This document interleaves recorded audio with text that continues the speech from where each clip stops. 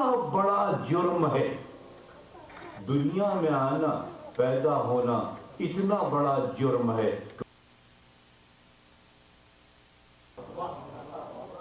اس کی سزا موت ہے، تو آتے ہی یہ نہ سوچو کہ اطمینان ملے گا، آرام ملے گا، ہرگز نہیں۔ یہ بے چینی اور اضطراب زندگی کا نام ہے، اور بے چینی کب ختم ہو جاتی ہے؟ جب انسان کی روح نکل جاتی ہے۔ انسان، اب میں پہلے مشاہدات فطری کا عرض کر رہا ہوں کہ فطرت، نیچر کا تقاضا، یہ نیچر سے نُرِیہِم آیاتنا فی الآفاق وفی انفسہم حتی یتبین لہم انہ الحق۔ ہم نے اپنی نشانیاں زمین و آسمان میں پھیلا دی تاکہ تم حق کو پہچان سکو، حق کو پہچان سکو۔ حق کسی ایک امپائر کا نام نہیں ہے، کسی خاص تصور کا نام نہیں ہے، جد و جہد کا نام ہے، اللہ کے آثار کا نام ہے۔ یہ مشاہدہ کرتے جائیں۔ ان فی خلق السماوات والارض واختلاف اللیل والنہار لآیات لأولی الالباب۔ یہ رات کا دن ہونا، دن کا رات ہونا، یہ نشانیاں ہیں۔ کس کے لیے؟ صاحبان عقل کے لیے۔ اگر عقل ہے تو نشانیوں کا مشاہدہ کرو، ان چیزوں کا مشاہدہ کرو تاکہ خالق کو پہچان سکے۔ یہاں اس آیت کی ضمن میں گفتگو ہے، تفسیر نہیں ہے، وہ یہ عرض کروں کہ مشاہدات سے ہم خدا کو پہچانیں، علت سے معلول کو پہچانیں۔ اس فلسفے کو شاید کاز اینڈ ایفیکٹ کہتے ہیں۔ ریزن کیا ہے، کاز کیا ہے، اور اس کا اثر کیا ہے۔ تو اب یہ دنیا، یہ چاند، یہ ستارے، یہ آسمان، یہ زمین، یہ پہاڑ، یہ دریا، یہ جنگل، یہ انسان، یہ حیوان، سب نشانیاں ہیں۔ انسان کو دیکھا، ارے یہ کون ہے، کہاں سے آئے، کہاں تھے، کہاں کے رہنے والے ہیں۔ کبھی دریا کو دیکھا، یہ دریا کیسے پیدا ہوئی، یہ سمندر کو کس نے بنایا، یہ آسمان کو کس نے بلند کیا، یہ آسمان پہ تارے کیسے جھلملا رہے ہیں، یہ چاند کی کیفیت کیا ہے، یہ سورج کیوں چمکتا ہے۔ تو سورج کے چمکنے سے، چاند کے دمکنے سے، تاروں کے جھلملانے سے ہم خالق کو پہچانتے ہیں۔ ان چیزوں کو دیکھ کر اللہ کی معرفت ہوتی ہے۔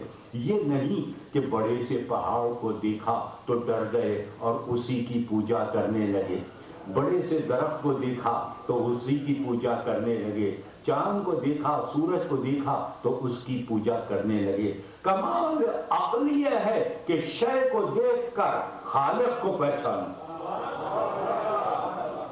عقل کا کمال یہ ہے کہ جب یہ دیکھو کہ اس نے یہ بنایا، آپ یہ سوچیں کہ کس نے بنایا ہے، کس نے بنایا ہے یہ چاند، یہ زمین، یہ تخلیق کائنات۔ ان فی خلق السماوات والارض واختلاف اللیل والنہار لآیات لأولی الالباب۔ لامتناہی نشانیاں ہی نشانیاں ہیں، ہم اللہ کو پہچانیں اور اس کی معرفت حاصل کریں۔ یہ فطرت کا جذبہ ہے، فطرت کا جذبہ ہے۔ اب اس کو اپنی اپنی فکر سے سوچیں۔ میں نے ابھی عرض کیا کہ گوتم بدھ نے کہا کہ دنیا تسکین، سکون کی جگہ نہیں، بے چینی کی جگہ ہے۔ یہاں ایک قول آپ کو اپنے مولا آقا امیر المؤمنین صلی اللہ علیہ وسلم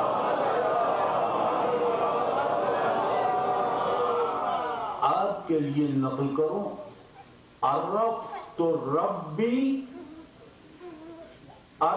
ربی بفسق العزائم ونبذ الہمم۔ یعنی جس چیزوں سے نا امیدی آپ کو ہوتی ہے اسی سے اللہ کو امید ہو جاتی ہے، علی کو امید ہو جاتی ہے۔ یعنی آپ غربت سے، پریشانی سے، بیماری سے کبھی منحرف ہو جاتے ہیں، عقیدے میں شک آ جاتا ہے، لیکن میرے مولا کہتے ہیں میں نے انہی شک کو کوتاہیوں سے خدا کو پہچانا۔ انسانی عقل میں کتنا ڈفرینس ہے. ہم پریشانیوں سے گھبرا کے کہتے ہیں یہ کیسا خدا ہے، یہ کیوں کرے. علی کہتے ہیں جب وہ ہے عرفت ربی بفسق العزائم، میرے ارادے جتنے ٹوٹے ان کے ٹوٹنے سے میں نے جانا کوئی ایسا ہے کہ اس کا ارادہ نہیں ٹوٹتا. عرفت ربی بفسق العزائم ونغز الہمم، ہماری ہمتیں پست ہو جاتی، اس کی ہمتیں پست نہیں ہوتی. خالق و مخلوق میں یہی فرق نہج البلاغہ سے باقی رہے کہ ہم وہ ہیں جہاں ہماری فکر دھوکہ کھاتی ہے، ہمت پست ہوتی ہے. خالق وہ ہے کہ جہاں ہمت پست نہیں ہوتی، فکر کا دھوکہ نہیں ہوتا، وہ تکامل میں ہے، تکمیل میں ہے. یہ درس نہج البلاغہ سے ملتا ہے. فطرت انسانی، دین فطرت پہ گفتگو ہے. دین فطرت اقتدار و جمہوریت و مارکسزم و بادشاہی و مختلف کیفیتوں پہ نہیں، بلکہ تسلیم لامر اللہ. ارشاد نبوی ختم المرسلین احمد مشتبہ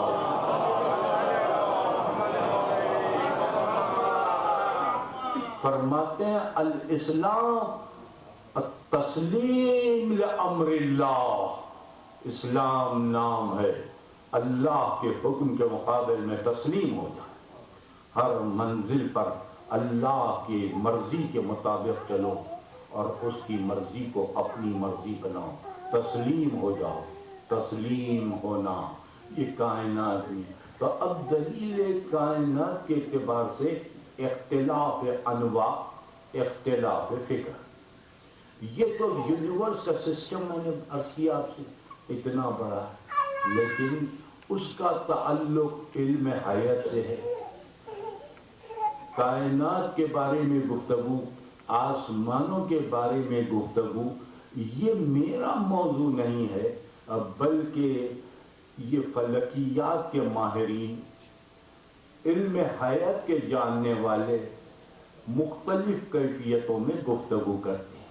اب رہا انسان، آپ اور ہماری بھی فطرت. ہماری فطرت کیا ہے؟ نہج البلاغہ ایک سرمایہ ہے. فرماتے ہیں امیر المومنین علیہ الصلوۃ والسلام،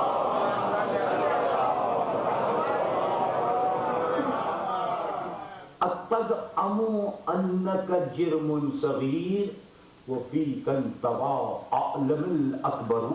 تم یہ سمجھتے ہو کہ تم ایک چھوٹے سے ذرے کے کی طرح سے ہو؟ نہیں، ایک یونیورس پنہا ہے، ایک نظام پنہا ہے. یہ بہت بڑا ٹاپک، بہت بڑا ٹاپک. میرے مولا نے اسے ایک جملے میں ادا کیا. دنیا کو توجہ کرنی چاہیے. یہ ہے علی کا فلسفہ. ہم فلسفہ نہیں، علم کلام کہتے ہیں. علم کلام نہیں، معرفت خدا کہتے ہیں. معرفت خدا نہیں، ولایت کہتے ہیں.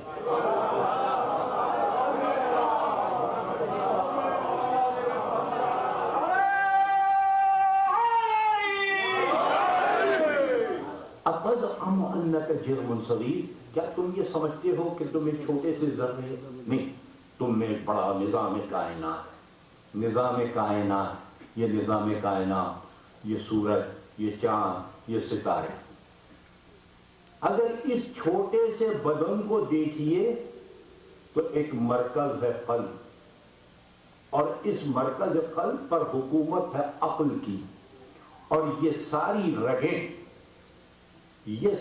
رگیں شیریان، ورید وغیرہ یہ قلب سے نکل کر عقل تک پہنچتے ہیں.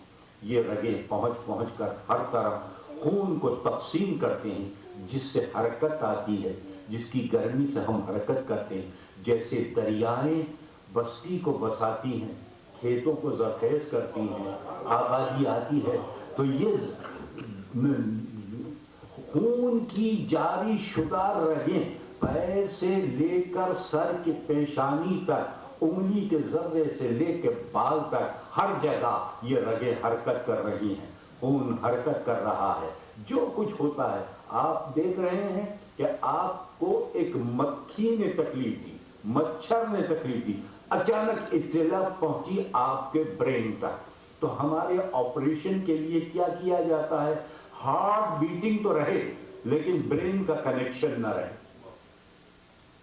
دماغ کو اطلاع نہ پہنچے، پھر آپریشن ہو جاتا ہے۔ تو یہ چھوٹا سا مچھر ایک بڑے سے بڑے بادشاہ کو، بڑے سے بڑے انسان کو بے چین کر دیتا ہے، مضطرب کرتا ہے۔ یہ رگ، یہ عضلے پر جب مچھر کاٹتا ہے، چھوٹی سی تکلیف ہوتی تو فوراً برین پہ اثر ہوتا ہے۔ برین اس کیفیت کو قلب میں منتقل کرتا ہے، قلب سے پھر پمپنگ ہوتی ہے، جو کچھ اصطلاحات میڈیکل کی ہیں کہ خون کی روانی میں شدت پیدا ہو جاتی ہے، گرمی یا برودت پیدا ہو جاتی ہے۔ یہ ہے ایک انسان۔ کیا آپ یہ سمجھتے ہیں کہ ہمارا یہ نظام ہے؟ نہیں، بلکہ یہ خون کی جو نالیاں آپ کے اور ہمارے بدن میں ہیں، وینز ہیں، رگیں ہیں، ان خون کی نالیوں میں یہ بلڈ، یہ خون جو ہے، یہ خون ایک بہتا ہوا پانی نہیں، بلکہ اس میں چھوٹے چھوٹے جرمز ہیں۔ ہر خون کے ایک چھوٹے سے ڈاٹ میں، ایک چھوٹے سے قطرے میں ہزاروں زندگیاں پنہا ہیں، وہ زندگیاں حرکت کرتے ہوئے چلتی ہیں۔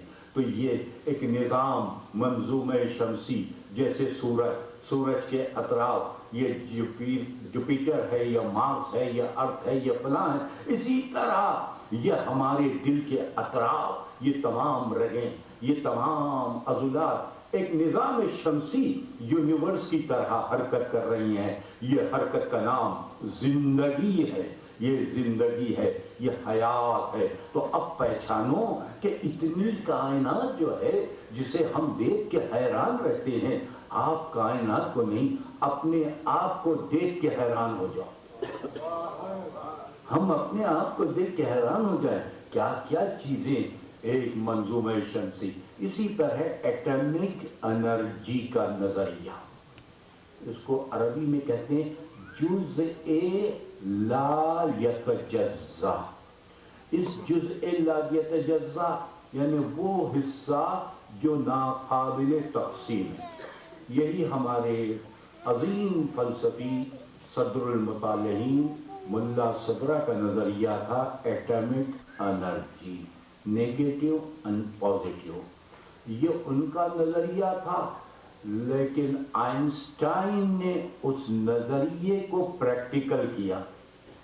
پریکٹیکل جب وہ نظریے کو کیا تو وہی جو تھیوری یا ایک معرفت خدا کا درس تھا، وہ تھیوری جب پریکٹیکل ہوئی تو اب انسان کے ارادے میں چلے گئی۔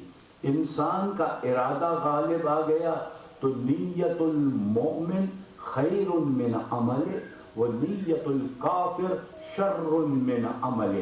جب تک صدرہ کے پاس یہ نظریہ تھا، امن و اتحاد کا نظریہ تھا، محبت کا نظریہ تھا، معرفت کا نظریہ تھا، جب آئنسٹائن کے ہاتھ میں آیا تو اس سے ہیروشیما بن گیا، اس سے ناگاساکی بن گیا۔ اب بتائیے، جوہر وہی جوہر ہے، ایٹم وہی ایٹم ہے، مگر فکر آپ کی، ہاتھ آپ کے۔ تو اللہ کو پہچانو، تسلیم لامر اللہ، اللہ کے آگے تسلیم ہو جاؤ۔ سابق زمانے میں یہ کہا جاتا تھا کہ انسان 4 چیزوں سے بنا ہے، آب و آتش و خاک و ہوا، یہ 4 چیزوں سے انسان بنا ہے۔ لیکن بعد میں تجزیہ ہوا 200 سال پہلے، کہا گیا یہ 4 نہیں، 70 چیزیں، 70 عناصر کے مجموعے کا نام خلقت ہے، کائنات۔ لیکن ماڈرن تھیوری یہ ہے 70 نہیں، لامحدود ہے، لامحدود اثرات ہیں جس سے ہماری زندگی وجود میں آتی ہے۔ مختلف کیفیتیں، مختلف مناظر کے نتیجے میں یہ انسان بنا ہے۔ آب و آتش و خاک و ہوا اشیاء ظاہری ہیں، مادی ہیں۔ اس سے پہلے بھی کچھ، اس سے پہلے کیا ہے؟ یہ آب یا آتش آئے کہاں سے؟ کوئی مادہ تھا، مادے سے پہلے کیا ہے؟ یہاں ایک فلسفہ ہے، لوگ کہتے ہیں فلاسفر کہ روح ہے۔ روح کیا چیز ہے؟ روح کے افسانے بنا دیے گئے. روح ایک کیفیت خدائی ہے، اس کو افسانوں میں رنگ دے کر کوئی اوتار بنا دیا، کوئی مختلف رنگ دے کے پوجا پاٹ شروع کی، یہ اس کی روح، یہ اس کی روح. نہیں، روح کے بارے میں آپ نے سن چکا، قل الروح من امر ربی، میرے اللہ کا امر ہے، اللہ کا حکم ہے جس کی وجہ سے ہم زندہ ہیں. تو یہ تمہید اب سنیے. ای ان کے خلاصے چہر ارکانی، ای ان کے خلاصے چہر ارکانی، وشنو سخنی ز عالم روحانی. اے وہ، یہ 400-500 سال پہلے کی بات ہے، ان کی تھیوری کی 4 عناصر پہ انسان بنا ہے. اے وہ جو 4 عناصر سے مرکب ہے، عالم روحانیت کی بات سنو، روح کی بات سنو، تصوف کی بات سنو، ولایت کی بات سنو. اے ان کے خلاصے چہر ارکانی، بشنو سخنی ز عالم روحانی. اگر کوئی کان ہے تو سنو عالم روحانی کیا کرے. دیوی دودی ملکی انسانی، دیو دود پری بن جاؤ، جن بن جاؤ، ملک بن جاؤ، انسان بن جاؤ. دیوی دودی ملکی انسانی، درستوس ہر انچ غالبائی آنی. تمہیں میں ہے، اب تمہاری مرضی، دیو بنو، دودھ بنو، ملک بنو، انسان بنو، یہ تم کو جو پسند ہے وہ بن جاؤ. ہر انچ غالب آئی آنی، جس پہ غالب آ سکو آ جاؤ. انسان آپ اور ہم 2 چیزوں سے مرکب ہے جس کا انکار نہیں. کیفیت کا انکار ہے، حقیقت کا انکار نہیں. وہ یہ کہ ہم بدن ہے اور روح ہے. روح خالی زندگی نہیں، حیات نہیں. بدن خالی زندگی نہیں، حیات نہیں. روح تنہا زندگی نہیں، حیات نہیں. یہ دونوں کا امتزاج زندگی ہے. حیات، روح کا اور بدن کا امتزاج زندگی ہے. یہ زندگی روح اور بدن کے اشتراک کا نام ہے. بدن کیا ہے؟ عالم ناسو، عالم خواب. روح کیا ہے؟ عالم ملکوت. اس عالم ملکوت کی روح جب بدن خاکی میں داخل ہو جاتی ہے تو حرکت پیدا ہوتی ہے، زندگی آ جاتی ہے. کہتے ہیں حافظ، مرغ باغ ملکوتم نیم از عالم خواب. مرغ باغ ملکوتم نیم از عالم خواب، چند روزی خفسی ساختہ انز بدن. میں عالم ملکوت کا پرندہ ہوں، عالم خواب سے نہیں ہوں. چند دنوں کے لیے ایک قفس بنایا گیا، ایک پنجرے میں مجھے اسیر کیا گیا. آپ نے دیکھا پنجرے میں جب کسی پرندے کو اسیر کر دیتے ہیں تو بے چین، کبھی ادھر کبھی ادھر کبھی ادھر. حالانکہ اسے معلوم ہے کہ راستہ نہیں ہے، لیکن جگہ سے مانوس نہیں ہے. بے چینی بے چینی بے چینی، کبھی یہ کبھی وہ، حرکت میں حرکت میں. اگر ایک مرتبہ پرندے کے لیے پنجرہ کھل جائے اور وہ اڑ جائے تو اسے آرام آ جاتا ہے. تو آپ میں یہ بے چینی کیسی؟ آپ کہیں کون سی بے چینی؟ بڑی بے چینی ہے. بچپن کا زمانہ آیا، وہ رونا دودھ کے لیے، بلکنا، وہ پریشانی، وہ حیرانی، ماں کے سینے سے لگتے ہی اطمینان آ گیا، تشفی مل گئی. کچھ بڑے ہوئے، کچھ گیند کو دیکھا، کچھ بلے کو دیکھا، اس سے خوش ہو گئے. کچھ صورتوں کو دیکھا، اس سے خوش ہو گئے.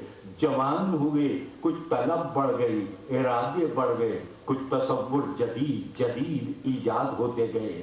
کچھ پڑھا، کچھ لکھا، کچھ کتابیں دیکھی، سمجھا کہ اب ہم بہت کچھ ہو گئے، بہت کچھ ہو گئے. لیکن ہونا ہے اور بڑھنا ہے اور طلب ہے، یہ ڈگری وہ ڈگری، یہ یونیورسٹی وہ یونیورسٹی، یہاں سے بڑھتے بڑھتے دولت و عہدے کے بعد اب آپ سمجھیے کہ داڑھی سفید ہو گئی، بوڑھے ہو گئے، خواہش نہیں، خواہش بدلی نہیں، قدم قدم پہ خواہش، مکان کی خواہش، باغ کی خواہش، زمین کی خواہش، دولت کی خواہش، بینک بیلنس کی خواہش، مال کی خواہش، اولاد کی خواہش، اولاد کی زندگی کی خواہش، اولاد کے احتیاجات کی خواہش، خواہش پہ خواہش، خواہش پہ خواہش، تمنا کے بعد تمنا، اب اتنی تمنا کا سلسلہ کہ کبھی فرصت نہیں ہوتی، کبھی دماغ کو چین نہیں ملتا، یہ بھی تمنا وہ بھی تمنا، ہزاروں خواہشیں، ہر لمحہ ہزاروں خواہشیں ہوتی ہیں،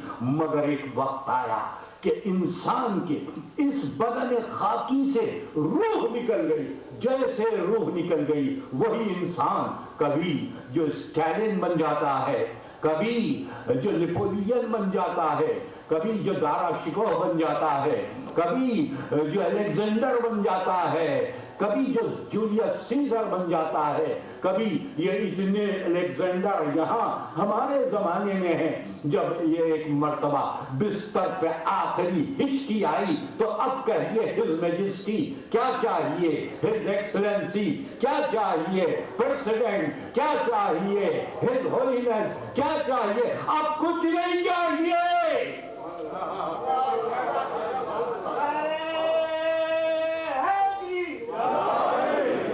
زندگی نام ہے ارادے اور طلب کا، ارادہ اور طلب، تمنا، آرزو، حسرت، حسرت ہر قدم پر حسرت، جہاں مایوسی ہوئی حسرت، تو اب روح نکل گئی، یہ بدن کل تک جو حکومت کر رہے تھے، روح نکلنے کے بعد محتاج ہو گئے، ایک ڈبے میں رکھ دیا، اسے کافن کہتے ہیں، اس پہ جھنڈا ڈال کر بڑے اہتمام سے زمین کے اندر رکھ دیا۔ اتنے بڑے پیلس کی اب ضرورت نہیں، اتنی دنیا کی فکر نہیں، ابھی آپ کو فکر ہے کہ کہاں کیا ہو رہا ہے، تو دنیا کے کس حصے میں امن ہے نہیں ہے، آپ کو کیا واسطہ دنیا میں کہاں امن ہے کہ نہیں ہے، آپ کے دل میں ٹٹولو امن ہے کہ نہیں ہے۔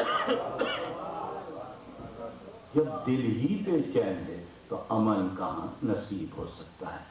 روح اور بدن کے امتزاج کا نام زندگی ہے، اور روح عالم ملکوت سے ہے، بدن عالم ناسوت سے ہے۔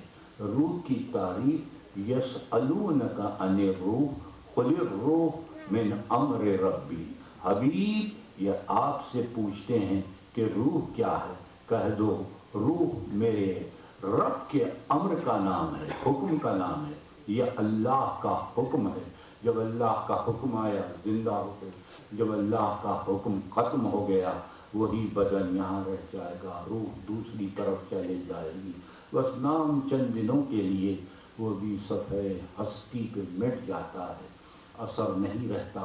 تو انسان کے لیے یہ ہے کہ اشتراک روح و بدن میں ایک بیلنس پیدا، تقریر کا آخری حصہ مقصد حاصل کرتا ہوں، بیلنس پیدا۔ بیلنس کیسے پیدا ہوگا؟ انسان تین چیزوں سے مرکب ہے، روح و بدن کے بعد اہم تین چیزیں، غضب، شہوت، عقل۔ غصہ جبلت ہے انسان کی فطرت میں، نیچر، لیکن غصے کا صحیح استعمال، لیکن انسان غصے میں بھیڑیا نہ بن جائے، درندہ نہ بن جائے، لوگوں کو نہ پھاڑ کھائے، یہ غصہ ہے، اس سے بچتے رہے۔ غصہ ہمیشہ سب سے بڑا دشمن انسان کا ہے، بستر میں بھی، گھر میں بھی، باہر بھی، اور ہر غصہ کرنے والا اپنے آپ کو مصلح کہتا ہے۔ یفسدون فی الارض ویقولون انما نحن مصلحون، زمین پہ فساد کرتے ہیں اور کہتے ہیں کہ ہم مصلح، ہم مصلح۔ تو کوئی مفسد اپنے آپ کو مفسد نہیں، مصلح ہی کہتے ہیں، حالانکہ وہی مفسد فساد کرتے ہیں۔ تو غضب، پہلے غضب، اس کے بعد شہوت کا قابو، یعنی عقل کا مادہ، کھانے پینے کی خواہش، یہ بھی شہوت میں ہے، اور بھی شہوت ہے، انسان کے سینس میں ہے، فطرت میں ہے، لیکن اس کو عقل کے تابع بنا دو، عقل کے تابع رہے تو اعتدال ہے۔ تو ہم جو کہتے ہیں عقل کے معنی یہ نہیں ہے کہ فلاں لیڈر کی عقل، فلاں سائنٹسٹ کی عقل وہ ہے جو انسان کو قرآن کے تابع بنا دے، عبد کو معبود سے قریب لا دے، وہ ہے عقل۔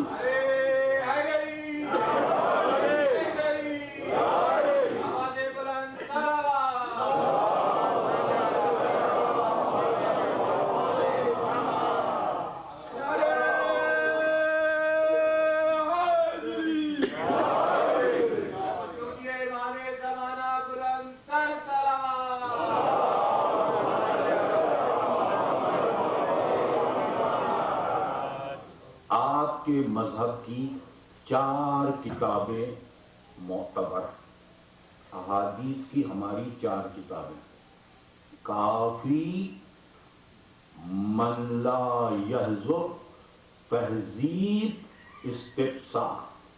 کافی محمد ابن یعقوب کلینی، ان کا لقب ہے صفۃ الاسلام،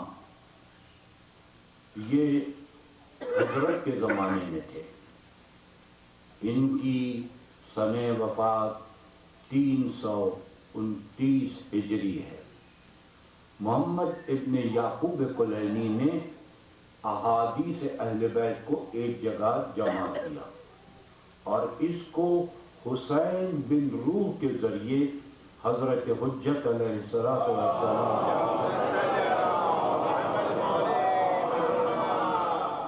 کی خدمت میں بھیجا۔ آپ نے فرمایا کافی، ھذا کافی، یہ کافی ہے، ہمارے شیعوں کے لیے یہ کافی ہے۔ تو اس کافی کی ایک خاص خصوصیت یہ ہے کہ ہمارے عقائد کی کتاب، حدیث کی کتاب قصے کہانیوں سے نہیں بلکہ عقل سے شروع ہوتی ہے۔ پہلا چیپٹر، پہلا حصہ کتاب العقل والجہل ہے۔ عقل کیا چیز ہے، جہل کیا ہے، ارشاد ہے رسول اکرم کا، یعنی سارے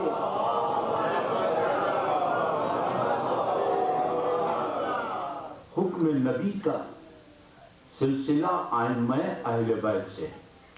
اس میں ارشاد ہوا العقل ما عبد بہ الرحمن و اکتسب بہ الجنان۔ عقل کیا چیز ہے، ما عبد بہ الرحمن، عقل وہ ہے کہ جس سے رحمان کی عبادت کی جائے، وہ اکتسب بہ الجنان، اور جنتوں کو حاصل کیا جائے۔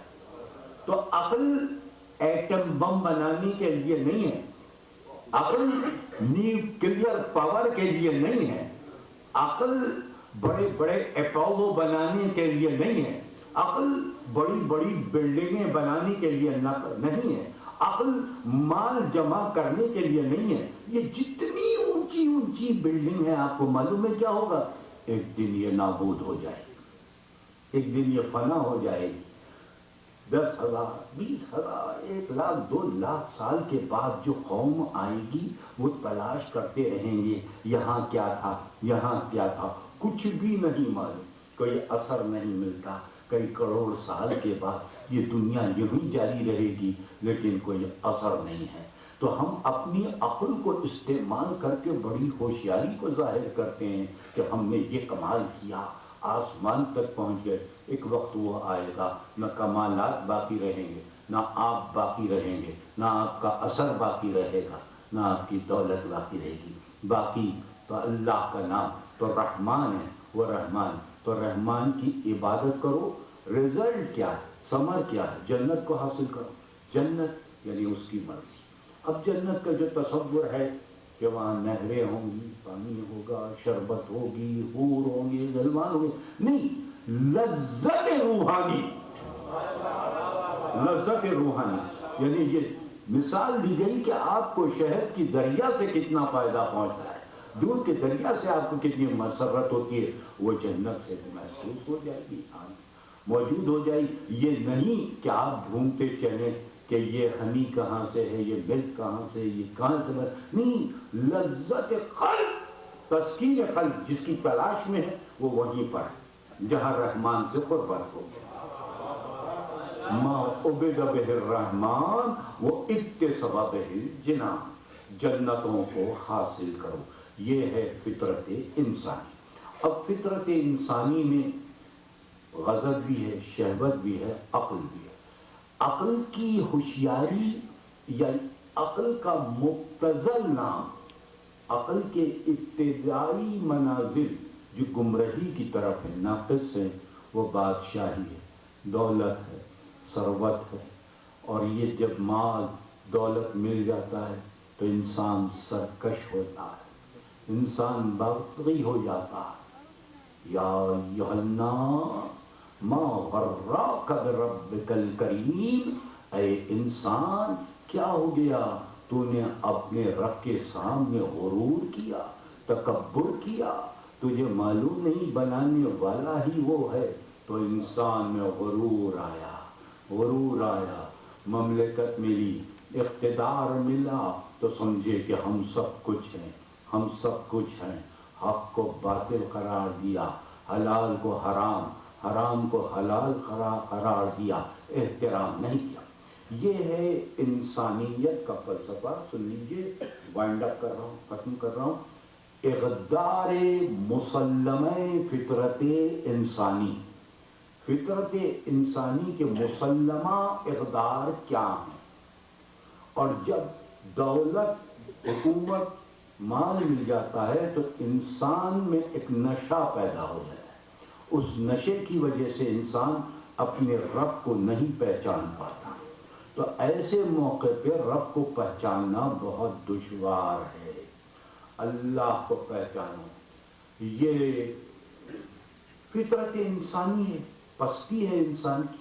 کچھ بلند مقام پر بیٹھ کے یہ سمجھے کہ ہم بڑے ہو گئے، یہ بڑا ہونا ہے، اقدار انسانی میں بڑا ہے۔ ان اکرمکم عند اللہ اتقاکم، تم میں بڑا وہ ہے جو متقی ہو، جو پرہیزگار ہو، جو پاک ہو، اسے کہتے ہیں متقی، پرہیزگار، وہ اللہ کے پاس مقرر ہے۔ یہاں تک میں پہنچا، مجھے افسوس ہے کہ معافی ضمیر کو عرض نہیں کر سکا۔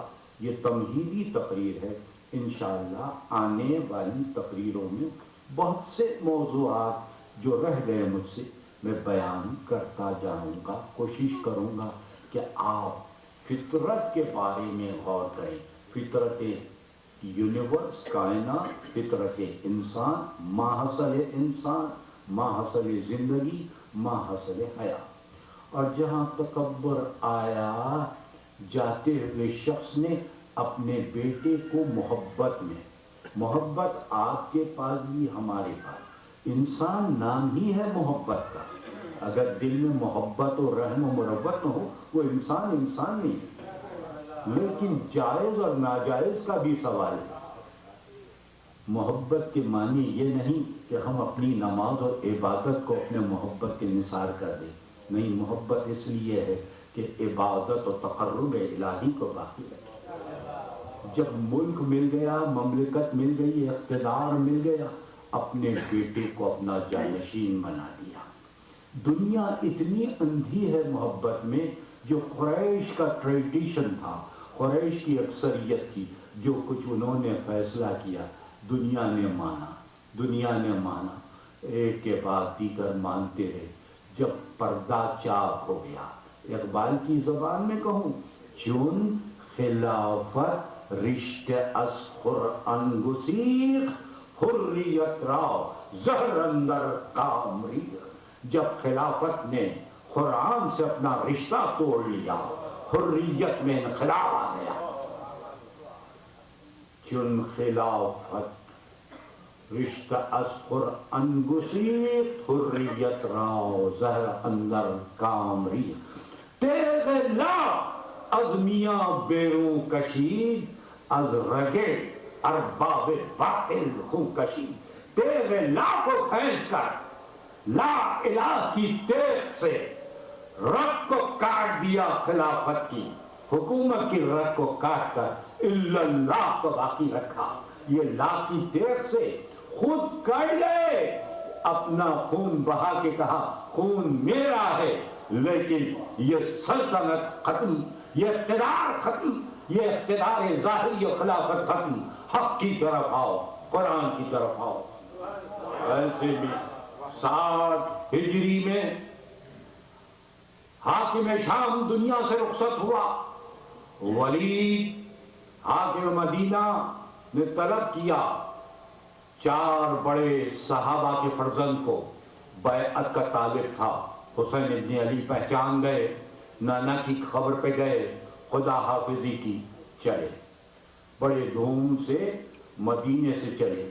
جب مدینے سے چل رہے تھے، علماء مقاتل بیان کرتے ہیں مدینے میں صرف 2 وقت رونے کا غلو تھا، 2 وقت رونے کی صدائیں بلند ہوئی۔ ایک وہ وقت جب رسول اللہ کا جنازہ اٹھا تھا تو مدینے کے در و دیوار سے رونے کی آواز آ رہی، رونے کی آواز آ رہی۔ ایک وہ وقت جب 28 رجب کو رسول کا نواسہ مدینے سے جا رہا تھا تو ایسا معلوم ہوتا تھا کہ مدینے کے در و دیوار رو رہے ہیں، مدینے کے در و دیوار رو رہے ہیں۔ ام سلمہ سے آگے خدا حافظی کی عرض کیا میں نے، ام سلمہ نے یاد دلا دیا، ہاں بیٹا مجھے معلوم ہے تمہارے نانا نے کہا تھا یہ تمہاری آخری سفر ہوگا، تم اب واپس نہیں آؤ گے۔ ام سلمہ سے خدا حافظی کی، ایک چھوٹی سی بچی کا ہاتھ پکڑ کے ام سلمہ کے ہاتھ میں دے دیا، نانی اماں اس بیمار بچی کا خیال رکھنا، اس بیمار بچی کا خیال رکھنا۔ شاید فاطمہ صغرا نام تھا، فاطمہ صغرا نام تھا، مدینے میں رہ گئی، حسین کی ایک بیٹی مدینے میں رہ گئی۔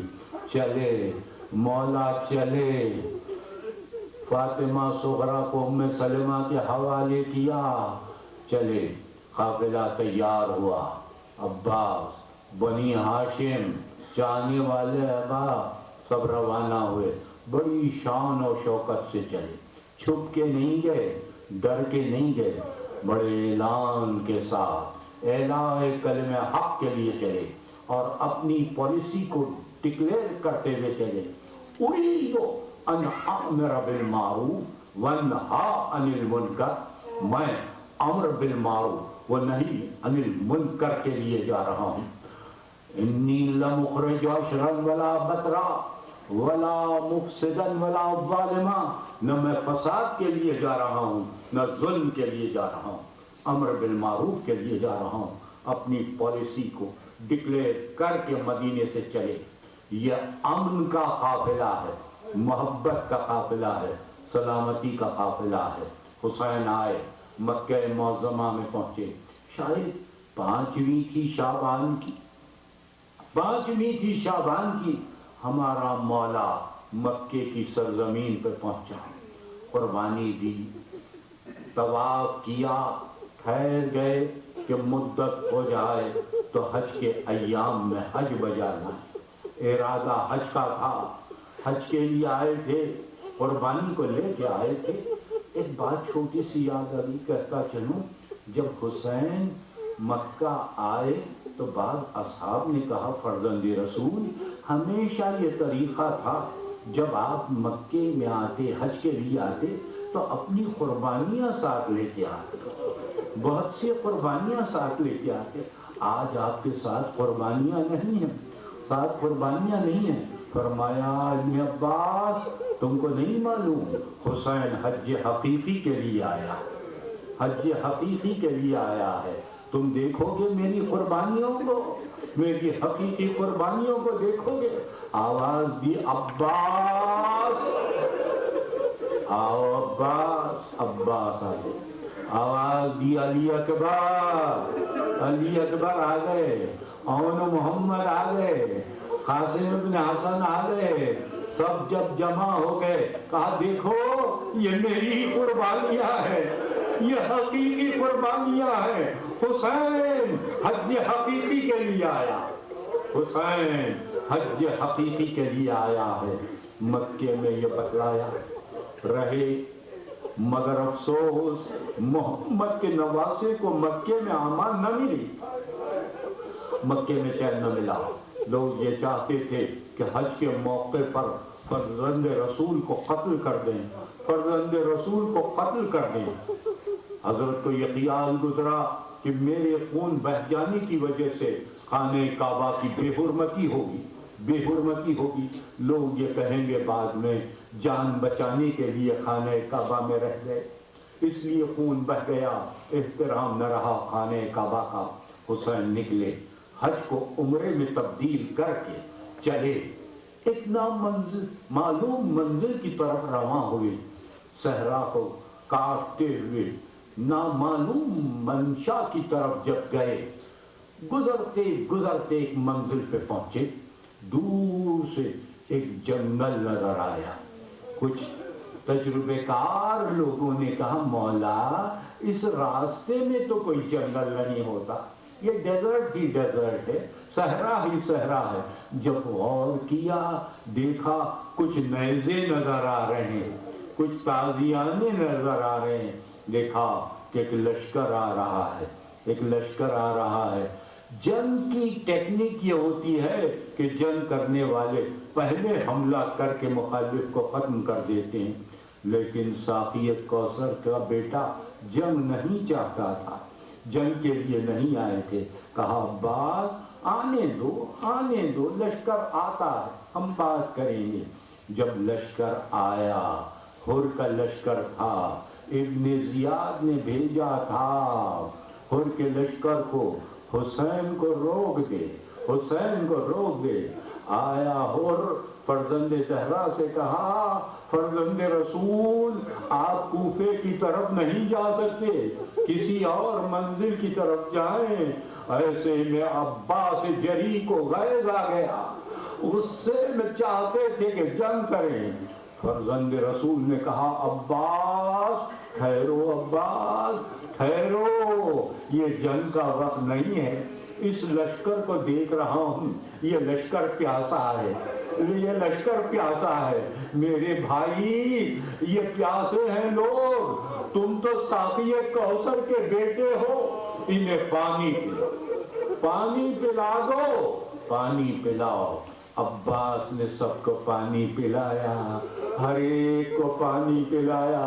کہا پانی اور بچا ہے. کہا ان کے گھوڑے پیاسے ہیں، گھوڑوں کو پیاسے گھوڑوں کو پانی پلاؤ، ان کے جانوروں پہ پانی ڈالو ٹھنڈے ہو جائیں. ہائے ساقی کوثر کے بیٹے، دشمن کو پانی پلانے والے، دشمنوں کو پانی پلانے والے. کربلا کربلا کتنے دن کی پیاس آقا، کتنے دن کی پیاس. حر کا لشکر آیا، ساقی کوثر نے پانی پلایا. جب حر نے کہا آپ کوفے کی طرف نہیں جا سکتے، حسین نے کہا کوئی مضائقہ نہیں، کہیں اور چلے جائیں گے، کہیں اور چلے جائیں گے. صحرا کی طرف گامزن تھے.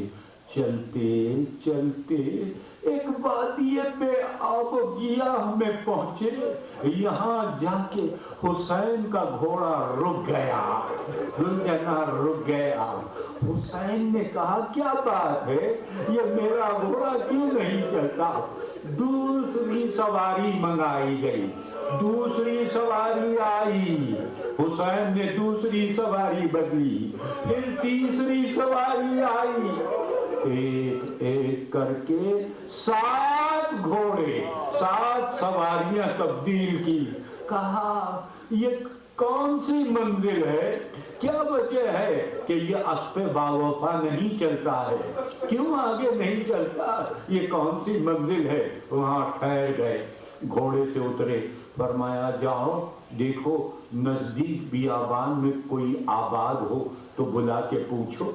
گئے چاہنے والے، دیکھا کہ کچھ عرب بادیہ نشین وہاں موجود ہیں، انہیں لے آئے فرزند رسول کی خدمت میں. फर्जंद रसूल ने पूछा तुम लोग यहाँ रहते हो? कहा हाँ फर्जंद रसूल, हम यहाँ रहते हैं। शायद बनी साद का कबीला था, बनी साद का कबीला था। आपने फरमाया तुम लोग यहाँ रहते हो, बताओ इस जगह का नाम क्या है, इस जगह का नाम क्या है? तो उन लोगों ने कहा फर्जंद रसूल इसको मारिया कहते हैं। किसी ने कहा फर्जंद रसूल इसे गाजरिया कहते हैं। किसी ने कहा फर्जंद रसूल इसको करबला कहते हैं। करबला, करबला, मारिया, गाजरिया, शक्तुल फराज, बहुत से नाम है, बहुत से नाम है। ठहर गए, कहा करबला, करबला पे पहुंचे, कहा अब यहीं रहना, अब यहीं रहना है। कहा ऐ कबीले बनु असद, ऐ कबीले बनु असद, हम यहाँ रहना चाहते हैं, ये जमीन हमको बेच दो, ये जमीन हमको वो बेच दो। जमीन खरीदी। उन लोगों ने कहा फर्जंद रसूल ये जमीन किसी नबी के लिए, किसी नबी ज़ादे के लिए साजगार नहीं हुई। कोई नबी ज़्यादा यह नहीं रह सकता, आगे चले जाइए, कहीं और चले जाइए, ये जमीन आपके शाया निशान नहीं। आपने फरमाया नहीं, हम शहादत के लिए आए हैं, अब यही रहना है, यही रहना है, मुसीबतों को उठाना है। बतलाओ कितने में जमीन बेचोगे, कितने में जमीन बेचोगे? गुफ्तगू होते होते ये पूरा करबला का जो प्रोविंस अब है, इसको फर्जंद रसूल ने 60,000 दिरहम में खरीदा। 60,000 दिरहम में खरीदा। किसके लिए? अपने लिए नहीं, आपके लिए, हमारे लिए, हमारे लिए, आपके लिए। भाई 70 आदमी थे, 72 आदमी थे, छोटी सी जगह पर थी, इतनी बड़ी जमीन, इतनी बड़ी जमीन। फरमाए दिन गवार को आएंगे,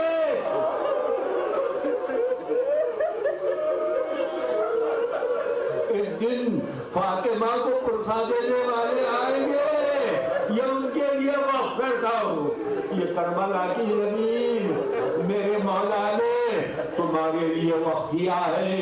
अल्लाह तुमको जियारत नसीब करे, तुम्हारी बीबियों को जियारत नसीब करे, तुम्हारे बच्चों को अल्लाह परवान चढ़ाए। मोहम्मद के नवासे ने जमीन खरीदी, खैमे नस्ब किए गए, खैमे नस्ब किए गए, खैमे नस्ब हो गए।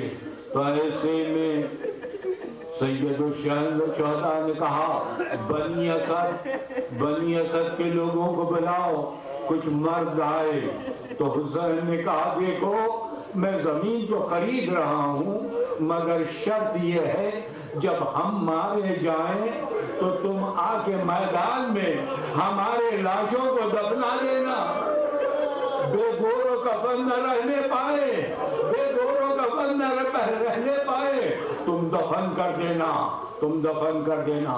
उसके बाद हजरत ने फर्जंद ज़हरा ने कहा बनी असद की बीवियों को बुलाओ, बनी असद की बीवियों को बुलाओ। जब बनी असद की बीवियां आई तो फरमाया बीवियों देखो हम यहाँ तुम्हारे मेहमान हैं, यहाँ आए हैं, अगर हम मारे जाएं तो तुम्हारे मर्द हुकूमत की वजह से, फौजों के खौफ से हमें दफन न करें, तो तुम इन्हें गैरत दिलाना, इन्हें आमादा करना कि हमें दफन कर दें। औरतें आई, वसीयत की। उसके बाद फातिमा के लाल ने कहा बनी असद के बच्चों को बुलाओ, बनी असद के बच्चों को बुलाओ। बनी असद के बच्चे आए तो कहा बच्चों हम तुम्हारे मेहमान हैं, जब हम मारे जाएं तुम्हारे बुजुर्ग हमें हुकूमत के खौफ से दफन न करें तो तुम खेलते हुए आना, अपनी छोटी छोटी मुट्ठियों में खाक उठा के लाना, پگڑیاں بدن پر ڈالتے جانا کہ یہ بے گور و کفن نہ رہے. بچوں کو وصیت کی، ہائے زہرا کا بیٹا، زہرا کا بیٹا. بنی اسد کے بچوں سے کہا دیکھو ہم یہاں آئے تو ہمیں بے گور کا کفن نہ چھوڑنا، ہم پہ خاک ڈال دینا. بچوں کو وصیت کی. دوسری تھی محرم کی، دوسری تھی محرم کی. یثرب کا قافلہ، مدینے کے قافلہ کربلا پہنچا. خیمے نصب ہوئے، خیمے نصب ہوئے. اب خیموں کی ترتیب ہی کچھ اور تھی. ایسے میں ایک روایت سن لو. نفس المحموم سے جناب زینب نے چاند دیکھا. دوسری تاریخ کو چاند دیکھا، لیکن تیسری کا چاند تھا، تیسری کا چاند تھا.